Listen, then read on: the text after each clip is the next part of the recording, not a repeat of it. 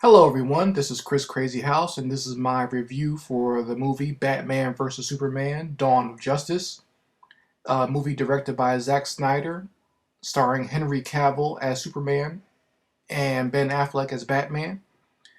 This movie has gotten a lot of criticism and a lot of flack, and I wanted to kind of give my review slash discussion and find out, is it really the travesty that critics are making it out to be? Now, as always, my movie reviews contain spoilers, so if you have not seen the film, please turn off this movie and go see it first. I do not want to spoil it for you. I want to be able to discuss it in detail, so just letting you know that there are spoilers. And also to let you know, my movie reviews are my opinion, and in my humble opinion, Batman vs. Superman Dawn of Justice was not a travesty. It was actually better than most fans deserve. Now, while I'm giving my review, I will be doing a drawing of Batman vs. Superman. I had a little bit of a thumbnail in my sketchbook, actually two thumbnails, and I decided to combine them to do a little fun Batman vs. Superman action going on here while I do my review. First and foremost, when I heard of this movie, there was so much criticism being given to Batman vs. Superman before the movie even came out. There were people saying it was going to be too dark, too this, too that. And then when the early reviews started coming in, people were saying how bad it was. So, I was expecting to go into this movie and not enjoy myself. I went to go see it because it's a movie that's been talked about since the late 90s, and it's something that I've always wanted to see in film form, which is Batman fighting Superman. It's been done so many times in comics and in cartoons. I really wanted to see what they were going to do with it, so I wanted to, take my chances even if the movie was bad and go see it. But to my surprise, the movie was actually a decent movie, and I was very satisfied by the end. I was actually surprised at a lot of the choices that were made. Now, I will say this, as far as giving any criticisms myself, the movie is definitely not for children. I can't honestly say if that's a good thing or a bad thing. I think it just depends on what type of audience you're trying to cultivate. Now, I do believe Warner Brothers and DC is trying to separate themselves from what's already being done over at Disney slash Marvel with their movies. So they want to kind of have a different feel to their films, so they feel like they're giving their fans something different. And I appreciate that. So that's not a problem for me for the darker tones. Uh, as far as longevity and having kids wanting to come back and see the movie again, that might be a bad business decision. Also, I will say that this film, a lot of people are saying that there was too much jumping around and stuff like that. The movie seemed like it goes all over the place. No. There was a definite plot. It was very dense, and there were a lot of pieces to the puzzle. So I can see how your average moviegoer would be confused by this type of film. It's not what they were expecting. A lot of films, especially when you have superheroes as the main subject, just kind of give you something very straightforward. They cut down on a lot of subplots. Everything is just kind of pushed on you and say, hey, this is what it is. You don't have to think too hard. Just sit in the theaters and enjoy yourself. This movie actually requires you to think on a different level, as if you were seeing either a spy thriller or a more adult drama that you would see with several different characters interplaying off of each other and finding out different things about each other and learning something about themselves by the end of the film. So I can see how this plot being a little bit more dense than your average superhero movie might put other people off. As an adult who's in his mid-30s, I enjoyed it. Let's talk about the characters, the main characters. For right now, Superman is in a spot in his mind where he essentially has saved the world, but he's starting to get backlash and criticism for the things that he thought was doing the right thing. He's always been taught in his life to do the right thing, and if he has these powers, he can use them to be an example and to help the world. He's trying to do that, but everyone's still looking at him sideways and still criticizing him, and it becomes a big of a burden for someone like that to, in their mind, think that they're trying to do this good, but everyone's kind of looking at him like, we don't want you, we don't need your help, get out of here, you're making things worse. But when he's in a conflict to decide whether he really wants to help people or not. When we find Batman, Batman is way past his prime. He's become even more cynical about the world than he already was with losing his parents, and that kind of shaped his young years. And then he's also that hero that was trying to do good and thinking that he could change the world by doing what he was doing, but he's found that the world not only has it gotten worse, but now there's this other force that's come in that can be an even greater threat, and people are not even going to be able to do anything about it. Humanity is going to be helpless when it comes to destroy their planet. So that's where you find these two heroes at this time.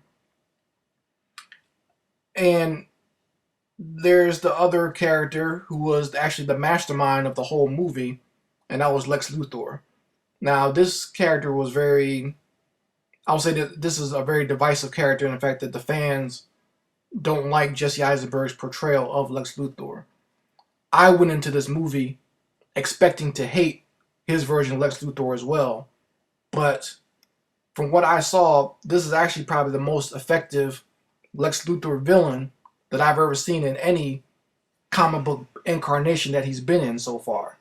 Because let's look at the other portrayals with Gene Hackman and Kevin Spacey. They're both still doing that ridiculous land scheme to try to create more property for themselves and rule the world that way. At least this Lex Luthor is someone who's intelligent with science, technology, and even genetics. And this Lex Luthor has been, like I said, a master manipulator. He had manipulated the whole situation of the world hating Superman. He has these false flags going on in the desert, making Superman look bad. He's hired these mercenaries to do stuff. He's also gathering kryptonite so he can kill Superman because he does not believe that this alien should have power over anybody. And they kind of allude to the fact that there might have been a little subtext in there with Lex's father being the reason why he does not like that type of strong authority figure and power to be over him, because at any time they can do harm to him. And he wants to be the boss. He wants to be the one in charge of everything. So he's manipulating the world hates Superman, and he's also manipulating Batman in a way by already feeding into Batman's already existing xenophobia and paranoia about, first of all, not being in control of everything, but also this alien that can destroy the world, and feeding into that idea and that notion. And of course, he manipulates Batman through a lot of his employees and his corporation. And for a lot of people do not know, and why I call Lex Luthor the mastermind of this, he's the Loki of this universe so far, and that's because he has been gathering information on all the metahumans that are on Earth at this time. So Lex Luthor knows all about Superman. He knows his secret identity. He does know about Batman and his secret identity. He knows the whereabouts of the Flash, Wonder Woman, and Aquaman. So as Lex Luthor has compiled all of this information, and he knows about all this stuff, and he wants to figure out a way to where human beings, and mainly himself, can still lord over everything with these powerful beings still running around out there. And even loose cannons like Batman, who you don't think could be in his control, but he has controlled him by making him think that Superman is the world's most foremost evil that needs to be done away with. And eventually Lex Luthor manipulates it into an actual fight between Batman and Superman. He gets Superman stuck into it by kidnapping Superman's mother and forcing him to go fight Batman to the death. So, like I said, I went into this movie expecting to hate this Lex Luthor, but I appreciated him. This is actually a Lex Luthor who actually had a master plan. And on top of that, I will add on, it was a deleted scene. I know it will be back in the Blu-ray, but they showed the deleted scene after the movie's release. And that is through looking through Kryptonian technology, Lex Luthor has discovered the existence of even darker power, and that is Darkseid and the planet of Apocalypse. So in discovering this and learning about the mother boxes and everything else, that's what he meant by at the end of the movie, when he talked to Batman by saying that the bell has been rung, and there are forces out there that know that Earth no longer has a protector. So he's like essentially saying, yeah, you can lock me up, but it's gonna all be for naught because there's something way worse coming, and you're not gonna be able to stop it. And I've destroyed the only thing that might have had a chance of stopping it. So it's almost kind of Joker-esque in saying that the world's gonna burn now, and I'm still in control because I caused it. Not only did I call this force, but I've also destroyed Earth's only protector. So it's part of his whole ego-driven narcissism. So this is a great way to bring these other metahumans into the fold and create the Justice League, and you have a big bad that's on its way that could potentially destroy Earth and everything else in that vicinity in that solar system. So, like I said, I enjoyed the movie. I left the movie very satisfied. I'm looking forward to seeing more of it, and I enjoy this darker DC universe. And I thought the writers, what were their names?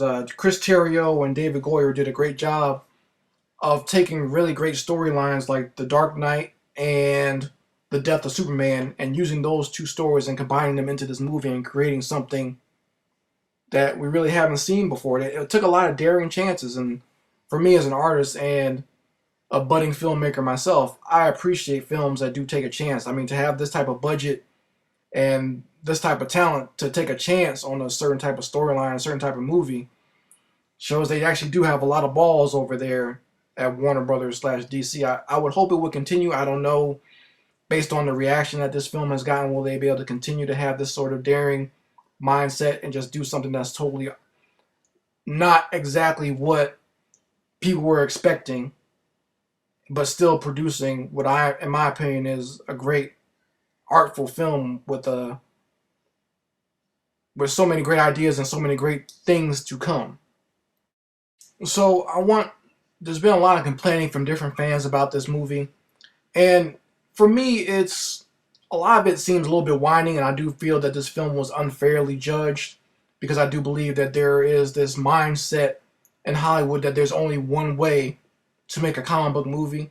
There's only one way to do a certain thing, and if you don't do it exactly this way, then that means the movie is not successful and that it's a flop. I also do believe that there is a little bit of social media, internet hive mind going on there where if a few people say one thing, then you have to go along with what they say because otherwise you'll be seen as different.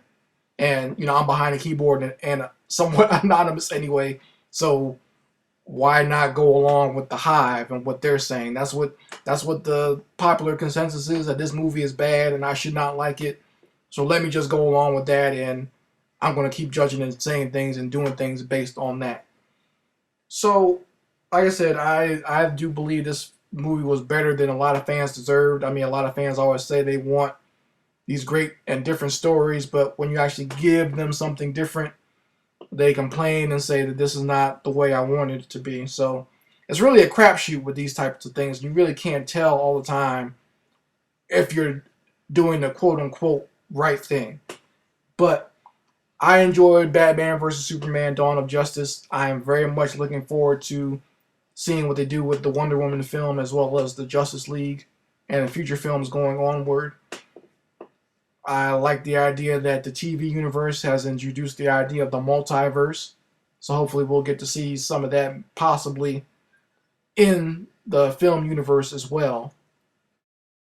So thank you guys very much for watching my review.